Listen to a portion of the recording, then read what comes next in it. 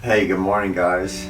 We are jumping into day 3 of our Psalms devotional, and today we're going to be talking about the idea of how we can come in honesty to God when things are not really going the way that we expect them to.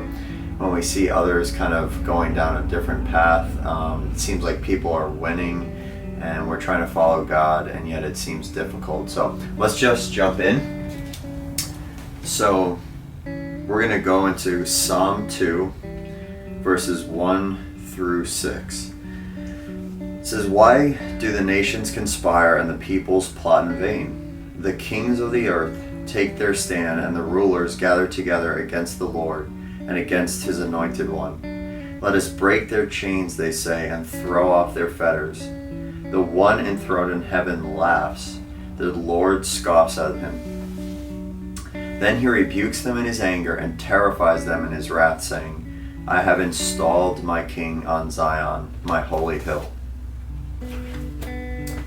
So I love this verse and just this group of verses in the way that David, again, one of the greatest things that I see with Psalms is how honest David is. And he's having a conversation with God.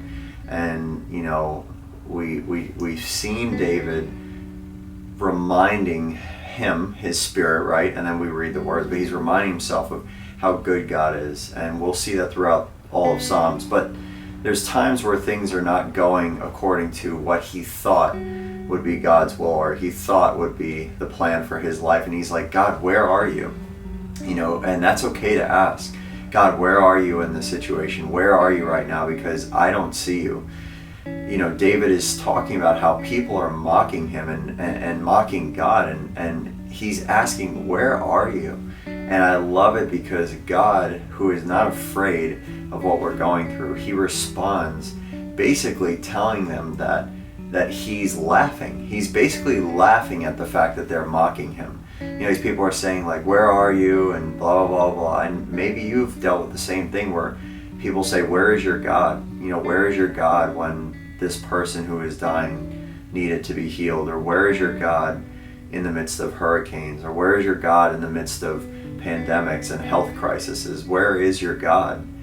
And it's amazing because our God sits there and he laughs. I think what it means as we read it, obviously he's laughing, but I think God's humored by the doubt that resides within the heart of man, that we would sit there and think that he doesn't have control over the situation.